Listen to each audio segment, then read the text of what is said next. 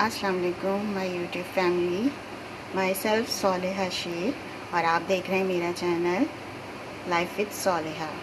तो अपने चैनल में खुशामदीद करती हूँ मैं जी। तो दोस्तों आज मैं अपने किचन में बनाने जा रही हूँ जी।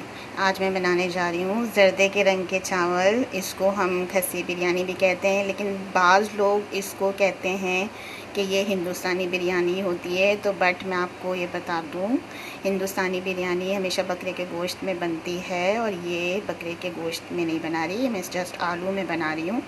तो आगे बताऊँगी इसकी जो भी है लॉजिक, तो मैं बताऊँगी कि क्या इसको कहते हैं, लोग क्या समझते हैं। लेकिन बेसिकली इसको जर्दे के रंग के चावल या फिर खस्सी बिरयानी कहलाती है। और ये मेरी नानी बनाती थी और ये रेसिपी भी उन्हीं की है। तो उसको बनाने के लिए मैंने 3 पाव चावल लिए हैं, जिसको मैंने भिगो दिया है तकरीबन 10 मिनट 15 मिनट पहले, ठीक है। और ये तकरीबन 10-12 क्रश हरी मिर्चें। इसको पूरा क्रश नहीं करना क्योंकि फिर वो टेस्ट नहीं आता, बस हमें सिर्फ इसको हल्का सा दरदरा सा कूट लेना है। तो वो मैंने इसी कंडीशन का कर दिया, तो मैंने आपको कहा दिखा देती हूँ, ठीक है। नेक्स्ट हम बताते हैं कि ये मैंने 2 बड़े बड़े पत्ते थे, तो मैंने उसको हाफ़ करके ले लिया तेज़ पत्ते के, ठीक है। और तकरीबन 1 टेबल स्पून मैंने ज़ीरा ले लिया है, 1 टेबल स्पून ज़ीरा है। और ये जो दालचीनी है, असल में मैंने अभी नया पैकेट खोला है ना, तो उसमें सारी बड़ी बड़ी थी और जितनी जो छोटी छोटी थी अक्सर लोग मैंने देखा है कि उसको फेंक देते हैं। तो मैं कहूँगी कि फेंकें नहीं, क्योंकि देखें वो भी एक रिस्क होता है, जब नहीं होती ना तो वो छोटी सी भी काम कर जाती है। तो मैं जो होती हूँ ना, तो मेरे कोई भी सब्ज़ी अगर मैं लेती हूँ तो उसमें ज़रूर है, हर कोई परफेक्ट नहीं आती। तो जो सबसे ख़राब वाली चीज़ होती है ना, वो मैं सबसे पहले उसको इस्तेमाल कर लेती हूँ, बाकी जो अच्छी चीज़ होती है उसको रख देती हूँ। तो ये जो चुन्नी मुन्नी सी है, ये तकरीबन अगर आप बड़ी उसमें लेंगे तो ये 2 काफ़ी हैं, और अगर आप इस तरह देखेंगे तो ये मैंने मुन्नी मुन्नी सी तकरीबन 6-7 ले लिए हैं। तो ये इसलिए फिर आपको ऐसी लग रही हैं, लेकिन मैंने कहा भाई बताना चाहिए, क्योंकि देखें रिस्क की कदर करनी चाहिए और फिर रिस्क आपकी कदर करता है। तो मैंने कहा मैं आपको बताती हूँ। और ये 2 छोटी इलायची है। और अगेन मैं वही बात कहूँगी कि ये बादियन का फूल है। वैसे लेंगी 3 पाव में तो आप उसको 2 भी डाल देंगे तो काफ़ी हो जाएगा, बड़ा फूल अगर आपका होगा सालिम। लेकिन मेरा यही है कि मैंने ये सब नए पैकेट्स खोले हैं, तो उसमें छोटे छोटे जो थे मैंने ज़ाया ना हो, तो ये भी तकरीबन मैंने 6-7 ले लिए हैं, ठीक है। और ये काली मिर्चें तकरीबन 10-12, 4 लौंगे हैं, ठीक है। बस इसमें इतना ही गरम मसाला डालते हैं और इसमें कुछ भी नहीं डलता।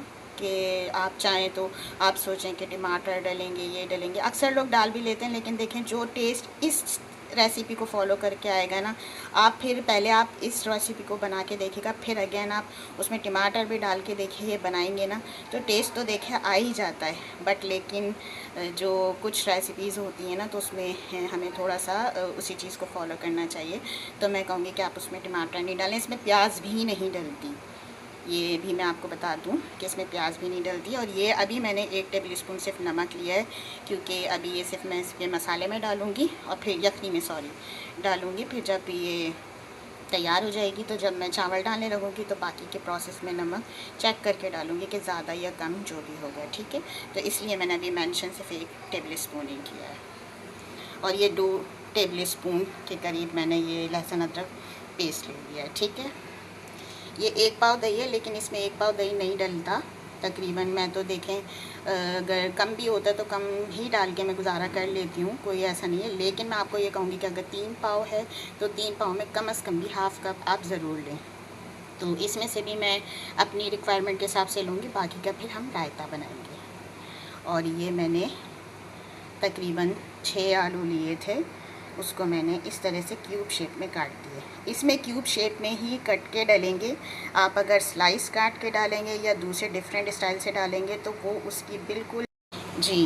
तो ये आलू जो है, अगर आप उसको हाफ़ काट दें या जैसे आप स्लाइस काट दें तो देखें वो टेस्ट नहीं आएगा, क्योंकि हर चीज़ में वो चीज़ नहीं चलती जो हम कहते हैं ना कि भाई खाना ही तो है और बस जस्ट काटा डाला और बना लिया। लेकिन देखें कुछ चीज़ें जो है ना वो उसकी रिक्वायरमेंट होती हैं, तो ये क्यूब्स आलू भी इसकी रिक्वायरमेंट है तो मैं आपको ये कहूँगी कि क्यूब्स में काटें।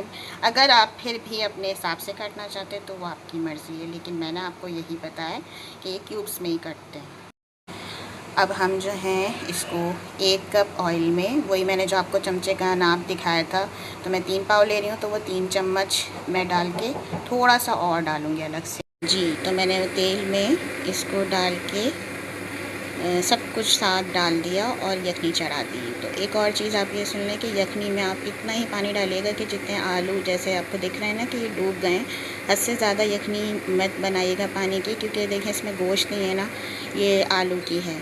तो ज़ाहिर सी बात है कि इतनी जल्दी आलू का पानी जो है वो कम होता भी नहीं है, आलू एक भाप में गल जाते हैं, और ज़्यादा यखनी में ना वो टेस्ट नहीं आता जो हम लाना चाहते हैं। तो बस जस्ट इतना ही पानी लिएगा कि ये आलू इसमें गल जाएं, ऐसा भी नहीं कि जल जाए लेकिन इतना ज़रूर लीजिएगा जैसे मैंने लिया है ना। तो बस अब ये इस आँच पे, हल्की आँच पे, ये मतलब थोड़ी मीडियम आँच पे ये बिल्कुल पक के तैयार हो जाएंगे इंशाल्लाह।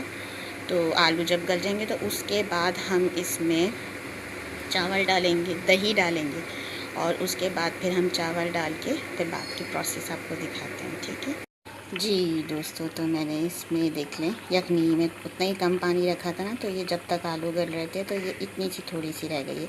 अभी मैंने दही डाला, उसको थोड़ा सा मैं भी चलाती हूँ, उसके बाद फिर चावल डालते हैं। मेरी नानी अम्मी की रेसिपी थी, अल्लाह उनको जन्नत नसीब करे। बहुत अच्छी खातून थी मेरी नानी, और बहुत मज़े मज़े के खाने बनाती थी। और मेरे चाचू भी यही बोलते हैं कि तुम भी बिल्कुल फूफी जान की तरह बनाती हो खाना, और वैसे ही तुम्हारे हाथ में जायका है। और अल्हम्दुलिल्लाह मैंने जो कुछ भी सीखा है अपनी वालदा से सीखा है। खैर, नानी के दौर में तो मैं थोड़ी छोटी थी, स्कूलिंग करती थी, तो लेकिन ये है कि माशाल्लाह उनके खाने बड़े मशहूर थे, जैसे मेरी अम्मी के रहे एक ज़माने में। और अब अल्हम्दुलिल्लाह सब मेरे हाथ के खानों को बहुत ज़्यादा पसंद करते हैं।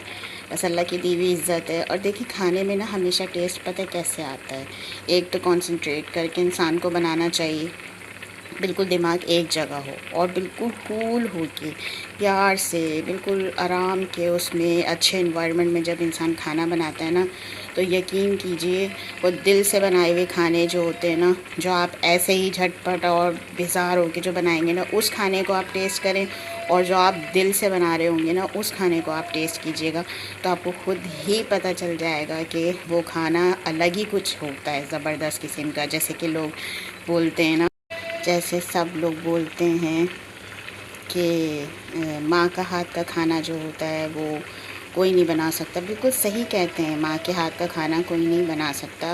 वो इसलिए क्योंकि माँ जो खाना अपने बनाती है ना, वो अपने बच्चों के लिए दिल से खाना बनाती है, तो वो खाना दिल से बनाया जाता है। और जो खाना भी इंसान दिल से बनाया जाता है तो वो खाना ऑलरेडी टेस्ट लेकर आता है। तो यही चीज़ है कि जब भी आप खाना बनाएं तो आप बिल्कुल कूल हों, अच्छा एनवायरनमेंट हो, और बिल्कुल दिल से बनाएंगे ना, वो देखिएगा वो चीज़ की लज्जत ही, उसका टेक्सचर ही अलग होगा बिल्कुल ना।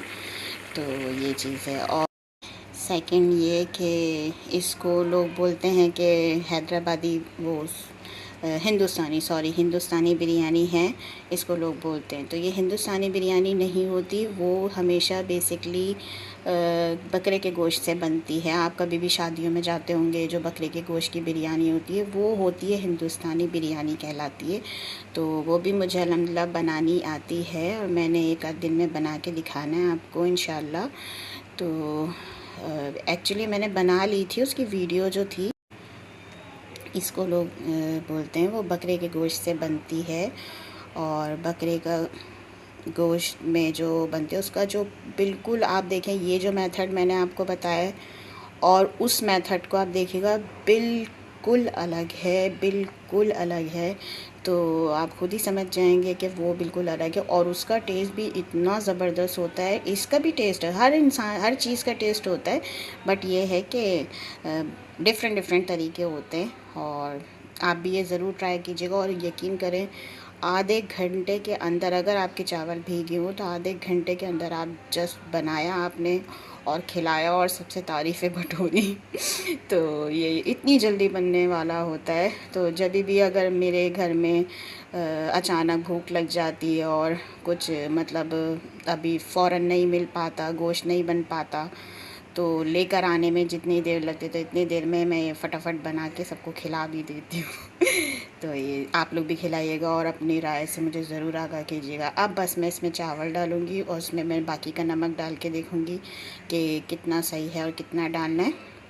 उसके बाद फिर मैं आपको डिश आउट करके दिखाती हूँ, ठीक है जी। जब इस तरह इसका पानी खुश्क हो जाए, एक कन्नी रह जाए, तो इसमें हम थोड़ी सी पानी में हाफ़ चम्मच चीनी जो है घोल के हम डाल देंगे। ये इसकी डिमांड होती है इसमें डलती है, इतनी ज़्यादा मत डाल दिएगा कि चावलों में मीठापन आ जाए, बस सिर्फ समझ लें कि हाफ़ टी स्पून के करीब डलती है।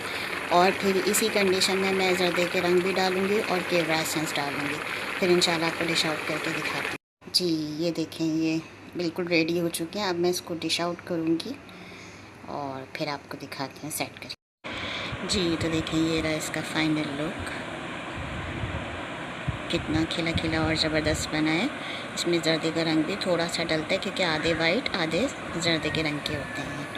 ये हमने रायता बनाया मैंने, सॉरी मैं चटनी के लिए भी अलग से निकालते, लेकिन ना नहीं, ऊपर से फ्रीज़र से निकालना भूल गई, तो वो अभी फुल जमी हुई है, तो मैंने इसी जार में आपको दिखा दी।